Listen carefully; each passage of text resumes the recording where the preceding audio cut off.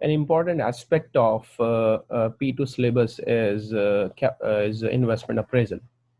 And in investment appraisal, when you buy a non-current assets, the tax authority usually allows us to claim capital allowances, that is tax depreciation on the acquisition of plant and machinery. So if you purchase a non-current assets, so you will get the capital allowances on that, and that capital allowances will be disclosed in the calculation of investment appraisal as cash inflow. How you can calculate cash inflow? First, we will find out the tax depreciation per annum, and then we have to multiply with the tax rate in order to find out the tax savings, and that tax savings would be shown as cash inflow in the calculation of net present value. The important issue is that what would be the timing of these capital allowances? There are few situations in the exam. First of one is that when you acquire a non-current asset, the date of purchase of asset has been given. So for example, if the date given in the question is at the beginning of the year, that is, the statement has been given as the asset has been purchased on 1st January of the year, then the first capital allowance that we will claim from the tax authority would be available in year 1, that is at the end of the year. For example, if 2016 is the year, then first capital allowance will be claimed at the end of the year. And if we have purchased asset at the end of the year, for example 31st December 2016, then we'll be able to claim first capital allowance immediately. Now what it means immediately? When we perform NPV calculation, the word immediately means year 0. So in rare cases in exam, first capital allowance can be claimed in year 0. You have to check the word, what that is, 31st December of the year. If you have purchased an asset at the beginning of the year, then you cannot claim capital allowances in year 0. But if you have purchased asset at the end of the year, then you can get your capital allowance first immediately, then year 0. Now it depends on the tax situation. There might be two situations in the exam. One is tax is to be paid in the same year in which profit has been generated, or there will be tax payment in arrears. What it means? It means delay in tax payment. For example, if profit is being generated in 2016, so delay in tax payment means the tax on that profit would be paid in the next year, that is 2017. So if we are claiming first capital allowance in year 1 and the tax payment is in the same year, then we have to show tax saving in year 1. And if there is any delay, then tax saving of year 1 would be shown as tax cash inflow in year 2. Now let's clarify it further through this example. For example, we have purchased an asset at a cost of 600,000. The residual value, the scrap value at the end of its useful life is 20,000. The tax authority is allowing us 25% reducing balance tax depreciation, and the tax rate is 30%, and the payment is in the same year, that is in the year of profit. The life of the project is 5 years.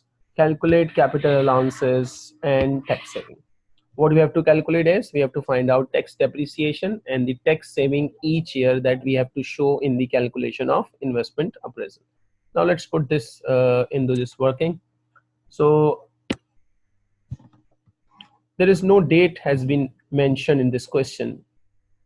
So we have no idea that at what time the asset has been purchased, at the beginning of the year or at the end of the year.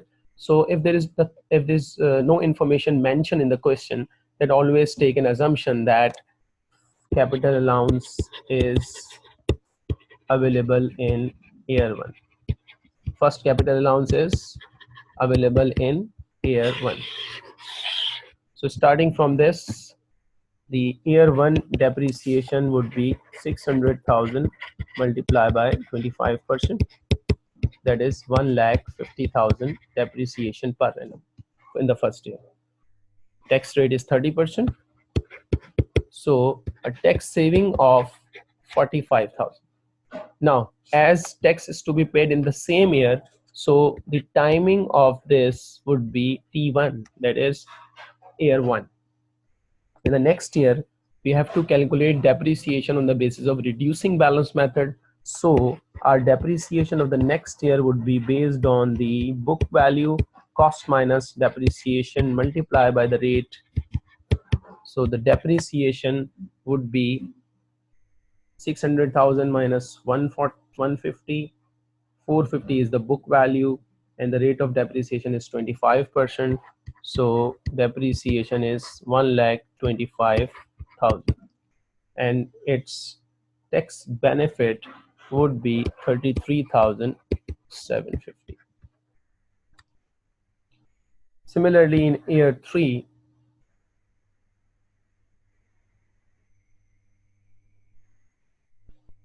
the depreciation would be 25% of the book value,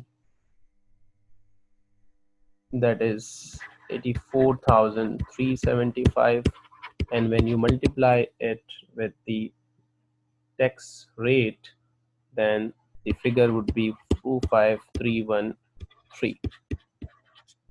What is the life of the asset? The life of the asset is 5 years, so we will calculate depreciation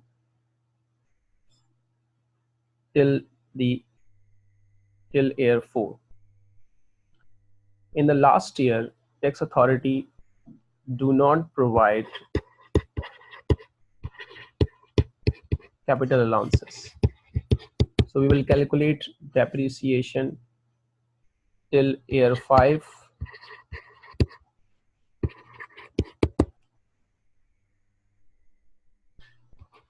So year 4 tax saving is 18984. Now, what will we do in year 5, that is the last year of the life of the asset, is what we will find out. Is there any balancing allowance or balancing charge?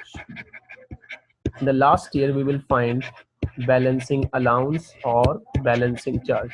There will be no depreciation as capital allowance in the last year. So how would you find capital balancing allowance or balancing charge? First, we have to identify what is the book value of the asset.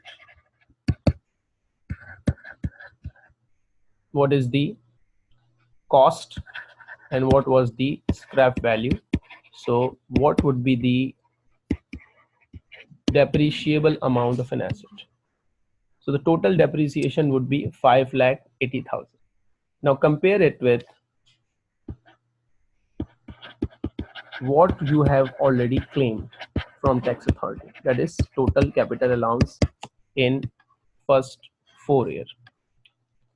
If you add up all first 4 year calculation, then it would result in a balance of approximately 410,156. Now total claim is 5,80,000. What you have claimed up till year 4 is 410,156. That means you will claim more depreciation, and that refers to balancing allowance. In short, balancing allowance is also a type of depreciation, that is total depreciation remaining you can claim in the last year of the project. Remember, this is not tax saving, this is the capital allowance or balancing allowance remaining. So remaining balancing allowance is this one. So in the 5th year, we will not calculate depreciation, rather we will show the balancing allowance 169,844, and the rate of tax is 30%. So multiply by the 30% value, 50953. This is T5 tax savings.